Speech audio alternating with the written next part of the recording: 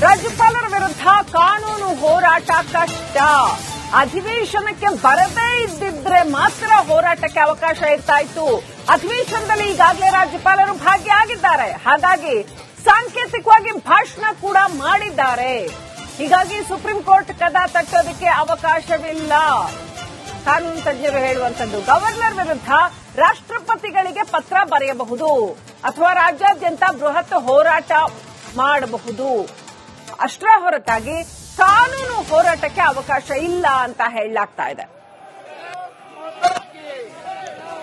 ಈಗಾಗಲೇ ಕಾಂಗ್ರೆಸ್ ಪಕ್ಷ ರಾಜ್ಯಾದ್ಯಂತ ರಾಜ್ಯಪಾಲರ ವಿರುದ್ಧ ಹೋರಾಟಕ್ಕೆ ಯೋಜನೆ ರೂಪಿಸ್ತಾ ಇದೆ ಅಂತ ಹೇಳಲಾಗ್ತಾ ಇದೆ. ಮತ್ತೊಂದು ಕಡೆ ಕಾನೂನು ಹೋರಾಟಕ್ಕೆ ಅವಕಾಶವಿಲ್ಲ ಅನ್ನುವಂಥ ಮಾತುಗಳು ಕೇಳಿ ಬರ್ತಾ ಇವೆ. ಕಾನೂನು ತಜ್ಞರು ಹೇಳ್ತಾ ಇರುವಂತದ್ದು, ಒಂದು ವೇಳೆ ಅವ್ರು ಬರದೇ ಹೋಗಿದ್ದಿದ್ರೆ, ಅಧಿವೇಶನಕ್ಕೆ ಬರದೇ ಹೋಗಿದ್ದಿದ್ರೆ ಆವಾಗ ಖಂಡಿತವಾಗ್ಲೂ ಸುಪ್ರೀಂ ಕೋರ್ಟ್ ಮೆಟ್ಲನ್ನ ಹತ್ತಬಹುದಾಗಿತ್ತು.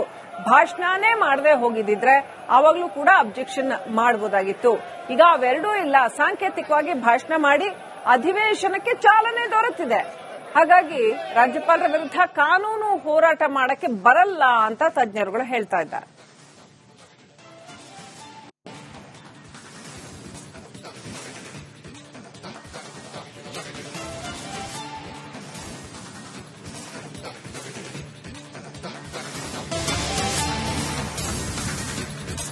ರಾಜ್ಯಪಾಲರ ವಿರುದ್ಧ ಕಾನೂನು ಹೋರಾಟ ಕಷ್ಟ.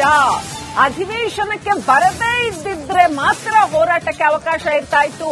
ಅಧಿವೇಶನದಲ್ಲಿ ಈಗಾಗಲೇ ರಾಜ್ಯಪಾಲರು ಭಾಗಿಯಾಗಿದ್ದಾರೆ. ಹಾಗಾಗಿ ಸಾಂಕೇತಿಕವಾಗಿ ಭಾಷಣ ಕೂಡ ಮಾಡಿದ್ದಾರೆ. ಹೀಗಾಗಿ ಸುಪ್ರೀಂ ಕೋರ್ಟ್ ಕದ ತಟ್ಟೋದಕ್ಕೆ ಅವಕಾಶವಿಲ್ಲ. ಕಾನೂನು ತಜ್ಞರು ಹೇಳುವಂತದ್ದು ಗವರ್ನರ್ ವಿರುದ್ಧ ರಾಷ್ಟ್ರಪತಿಗಳಿಗೆ ಪತ್ರ ಬರೆಯಬಹುದು ಅಥವಾ ರಾಜ್ಯಾದ್ಯಂತ ಬೃಹತ್ ಹೋರಾಟ ಮಾಡಬಹುದು. ಅಷ್ಟರ ಹೊರತಾಗಿ ಕಾನೂನು ಹೋರಾಟಕ್ಕೆ ಅವಕಾಶ ಇಲ್ಲ ಅಂತ ಹೇಳಲಾಗ್ತಾ ಇದೆ. ಈಗಾಗಲೇ ಕಾಂಗ್ರೆಸ್ ಪಕ್ಷ ರಾಜ್ಯಾದ್ಯಂತ ರಾಜ್ಯಪಾಲರ ವಿರುದ್ಧ ಹೋರಾಟಕ್ಕೆ ಯೋಜನೆ ರೂಪಿಸ್ತಾ ಇದೆ ಅಂತ ಹೇಳಲಾಗ್ತಾ ಇದೆ. ಮತ್ತೊಂದು ಕಡೆ ಕಾನೂನು ಹೋರಾಟಕ್ಕೆ ಅವಕಾಶವಿಲ್ಲ ಅನ್ನುವಂಥ ಮಾತುಗಳು ಕೇಳಿ ಬರ್ತಾ ಇವೆ. ಕಾನೂನು ತಜ್ಞರು ಹೇಳ್ತಾ ಇರುವಂತದ್ದು, ಒಂದು ವೇಳೆ ಅವ್ರು ಬರದೇ ಹೋಗಿದ್ದಿದ್ರೆ, ಅಧಿವೇಶನಕ್ಕೆ ಬರದೇ ಹೋಗಿದ್ದಿದ್ರೆ ಆವಾಗ ಖಂಡಿತವಾಗ್ಲೂ ಸುಪ್ರೀಂ ಕೋರ್ಟ್ ಮೆಟ್ಲನ್ನ ಹತ್ತಬಹುದಾಗಿತ್ತು. ಭಾಷಣನೇ ಮಾಡದೆ ಹೋಗಿದ್ದಿದ್ರೆ ಆವಾಗ್ಲೂ ಕೂಡ ಅಬ್ಜೆಕ್ಷನ್ ಮಾಡಬಹುದಾಗಿತ್ತು. ಈಗ ಅವೆರಡೂ ಇಲ್ಲ. ಸಾಂಕೇತಿಕವಾಗಿ ಭಾಷಣ ಮಾಡಿ ಅಧಿವೇಶನಕ್ಕೆ ಚಾಲನೆ ದೊರೆತಿದೆ. ಹಾಗಾಗಿ ರಾಜ್ಯಪಾಲರ ವಿರುದ್ಧ ಕಾನೂನು ಹೋರಾಟ ಮಾಡಕ್ಕೆ ಬರಲ್ಲ ಅಂತ ತಜ್ಞರುಗಳು ಹೇಳ್ತಾ ಇದ್ದಾರೆ.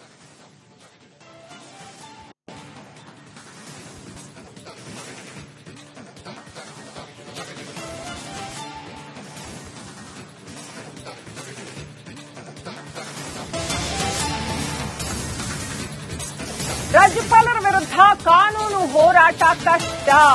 ಅಧಿವೇಶನಕ್ಕೆ ಬರದೇ ಇದ್ದಿದ್ರೆ ಮಾತ್ರ ಹೋರಾಟಕ್ಕೆ ಅವಕಾಶ ಇರ್ತಾ ಇತ್ತು. ಅಧಿವೇಶನದಲ್ಲಿ ಈಗಾಗಲೇ ರಾಜ್ಯಪಾಲರು ಭಾಗಿಯಾಗಿದ್ದಾರೆ. ಹಾಗಾಗಿ ಸಾಂಕೇತಿಕವಾಗಿ ಭಾಷಣ ಕೂಡ ಮಾಡಿದ್ದಾರೆ. ಹೀಗಾಗಿ ಸುಪ್ರೀಂ ಕೋರ್ಟ್ ಕದ ತಟ್ಟೋದಕ್ಕೆ ಅವಕಾಶವಿಲ್ಲ. ಕಾನೂನು ತಜ್ಞರು ಹೇಳುವಂತದ್ದು ಗವರ್ನರ್ ವಿರುದ್ಧ ರಾಷ್ಟ್ರಪತಿಗಳಿಗೆ ಪತ್ರ ಬರೆಯಬಹುದು ಅಥವಾ ರಾಜ್ಯಾದ್ಯಂತ ಬೃಹತ್ ಹೋರಾಟ ಮಾಡಬಹುದು.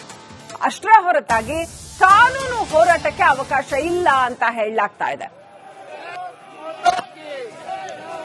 ಈಗಾಗಲೇ ಕಾಂಗ್ರೆಸ್ ಪಕ್ಷ ರಾಜ್ಯಾದ್ಯಂತ ರಾಜ್ಯಪಾಲರ ವಿರುದ್ಧ ಹೋರಾಟಕ್ಕೆ ಯೋಜನೆ ರೂಪಿಸ್ತಾ ಇದೆ ಅಂತ ಹೇಳಲಾಗ್ತಾ ಇದೆ. ಮತ್ತೊಂದು ಕಡೆ ಕಾನೂನು ಹೋರಾಟಕ್ಕೆ ಅವಕಾಶವಿಲ್ಲ ಅನ್ನುವಂಥ ಮಾತುಗಳು ಕೇಳಿ ಬರ್ತಾ ಇವೆ. ಕಾನೂನು ತಜ್ಞರು ಹೇಳ್ತಾ ಇರುವಂತದ್ದು, ಒಂದು ವೇಳೆ ಅವ್ರು ಬರದೇ ಹೋಗಿದ್ದಿದ್ರೆ, ಅಧಿವೇಶನಕ್ಕೆ ಬರದೇ ಹೋಗಿದ್ದಿದ್ರೆ ಆವಾಗ ಖಂಡಿತವಾಗ್ಲೂ ಸುಪ್ರೀಂ ಕೋರ್ಟ್ ಮೆಟ್ಲನ್ನ ಹತ್ತಬಹುದಾಗಿತ್ತು. ಭಾಷಣನೇ ಮಾಡದೆ ಹೋಗಿದ್ದಿದ್ರೆ ಆವಾಗ್ಲೂ ಕೂಡ ಅಬ್ಜೆಕ್ಷನ್ ಮಾಡಬಹುದಾಗಿತ್ತು. ಈಗ ಅವೆರಡೂ ಇಲ್ಲ. ಸಾಂಕೇತಿಕವಾಗಿ ಭಾಷಣ ಮಾಡಿ ಅಧಿವೇಶನಕ್ಕೆ ಚಾಲನೆ ದೊರೆತಿದೆ. ಹಾಗಾಗಿ ರಾಜ್ಯಪಾಲರ ವಿರುದ್ಧ ಕಾನೂನು ಹೋರಾಟ ಮಾಡಕ್ಕೆ ಬರಲ್ಲ ಅಂತ ತಜ್ಞರುಗಳು ಹೇಳ್ತಾ ಇದ್ದಾರೆ.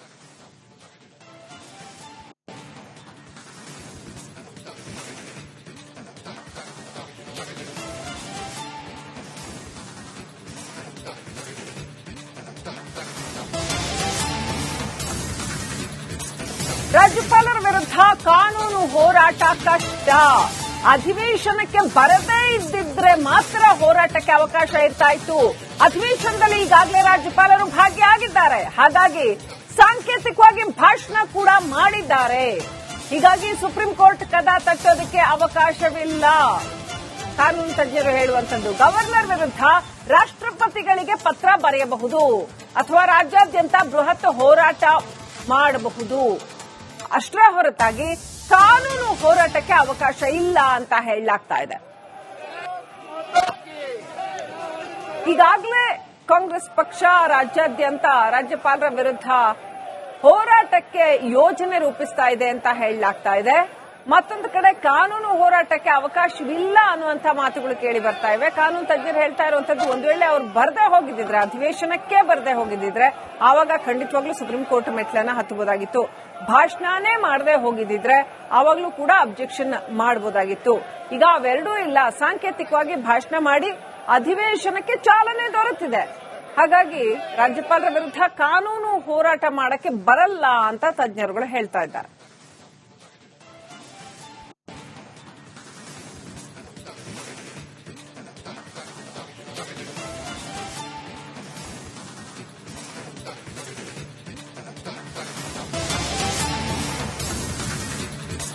ರಾಜ್ಯಪಾಲರ ವಿರುದ್ಧ ಕಾನೂನು ಹೋರಾಟ ಕಷ್ಟ. ಅಧಿವೇಶನಕ್ಕೆ ಬರದೇ ಇದ್ದಿದ್ರೆ ಮಾತ್ರ ಹೋರಾಟಕ್ಕೆ ಅವಕಾಶ ಇರ್ತಾ ಇತ್ತು. ಅಧಿವೇಶನದಲ್ಲಿ ಈಗಾಗಲೇ ರಾಜ್ಯಪಾಲರು ಭಾಗಿಯಾಗಿದ್ದಾರೆ. ಹಾಗಾಗಿ ಸಾಂಕೇತಿಕವಾಗಿ ಭಾಷಣ ಕೂಡ ಮಾಡಿದ್ದಾರೆ.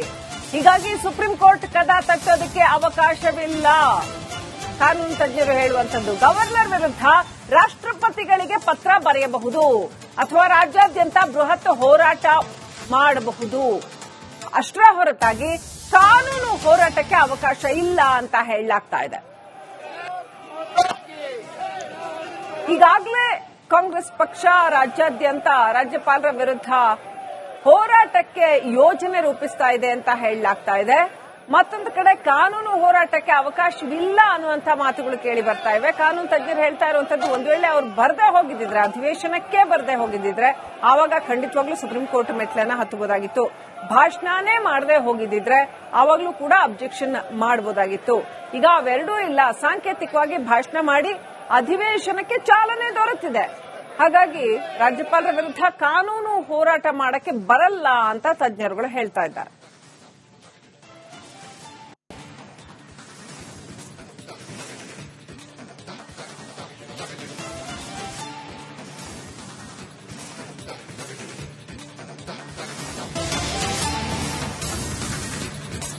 ರಾಜ್ಯಪಾಲರ ವಿರುದ್ಧ ಕಾನೂನು ಹೋರಾಟ ಕಷ್ಟ. ಅಧಿವೇಶನಕ್ಕೆ ಬರದೇ ಇದ್ದಿದ್ರೆ ಮಾತ್ರ ಹೋರಾಟಕ್ಕೆ ಅವಕಾಶ ಇರ್ತಾ ಇತ್ತು. ಅಧಿವೇಶನದಲ್ಲಿ ಈಗಾಗಲೇ ರಾಜ್ಯಪಾಲರು ಭಾಗಿಯಾಗಿದ್ದಾರೆ. ಹಾಗಾಗಿ ಸಾಂಕೇತಿಕವಾಗಿ ಭಾಷಣ ಕೂಡ ಮಾಡಿದ್ದಾರೆ. ಹೀಗಾಗಿ ಸುಪ್ರೀಂ ಕೋರ್ಟ್ ಕದ ತಟ್ಟೋದಕ್ಕೆ ಅವಕಾಶವಿಲ್ಲ. ಕಾನೂನು ತಜ್ಞರು ಹೇಳುವಂತದ್ದು ಗವರ್ನರ್ ವಿರುದ್ಧ ರಾಷ್ಟ್ರಪತಿಗಳಿಗೆ ಪತ್ರ ಬರೆಯಬಹುದು ಅಥವಾ ರಾಜ್ಯಾದ್ಯಂತ ಬೃಹತ್ ಹೋರಾಟ ಮಾಡಬಹುದು. ಅಷ್ಟರ ಹೊರತಾಗಿ ಕಾನೂನು ಹೋರಾಟಕ್ಕೆ ಅವಕಾಶ ಇಲ್ಲ ಅಂತ ಹೇಳಲಾಗ್ತಾ ಇದೆ. ಈಗಾಗಲೇ ಕಾಂಗ್ರೆಸ್ ಪಕ್ಷ ರಾಜ್ಯಾದ್ಯಂತ ರಾಜ್ಯಪಾಲರ ವಿರುದ್ಧ ಹೋರಾಟಕ್ಕೆ ಯೋಜನೆ ರೂಪಿಸ್ತಾ ಇದೆ ಅಂತ ಹೇಳಲಾಗ್ತಾ ಇದೆ. ಮತ್ತೊಂದು ಕಡೆ ಕಾನೂನು ಹೋರಾಟಕ್ಕೆ ಅವಕಾಶವಿಲ್ಲ ಅನ್ನುವಂತ ಮಾತುಗಳು ಕೇಳಿ ಬರ್ತಾ ಇವೆ. ಕಾನೂನು ತಜ್ಞರು ಹೇಳ್ತಾ ಇರುವಂತದ್ದು ಒಂದು ವೇಳೆ ಅವ್ರು ಬರದೇ ಹೋಗಿದ್ದಿದ್ರೆ, ಅಧಿವೇಶನಕ್ಕೆ ಬರದೇ ಹೋಗಿದ್ದಿದ್ರೆ ಆವಾಗ ಖಂಡಿತವಾಗ್ಲೂ ಸುಪ್ರೀಂ ಕೋರ್ಟ್ ಮೆಟ್ಲನ್ನ ಹತ್ತಬಹುದಾಗಿತ್ತು. ಭಾಷಣನೇ ಮಾಡದೆ ಹೋಗಿದ್ದಿದ್ರೆ ಆವಾಗ್ಲೂ ಕೂಡ ಅಬ್ಜೆಕ್ಷನ್ ಮಾಡಬಹುದಾಗಿತ್ತು. ಈಗ ಅವೆರಡೂ ಇಲ್ಲ. ಸಾಂಕೇತಿಕವಾಗಿ ಭಾಷಣ ಮಾಡಿ ಅಧಿವೇಶನಕ್ಕೆ ಚಾಲನೆ ದೊರೆತಿದೆ. ಹಾಗಾಗಿ ರಾಜ್ಯಪಾಲರ ವಿರುದ್ಧ ಕಾನೂನು ಹೋರಾಟ ಮಾಡಕ್ಕೆ ಬರಲ್ಲ ಅಂತ ತಜ್ಞರುಗಳು ಹೇಳ್ತಾ ಇದ್ದಾರೆ.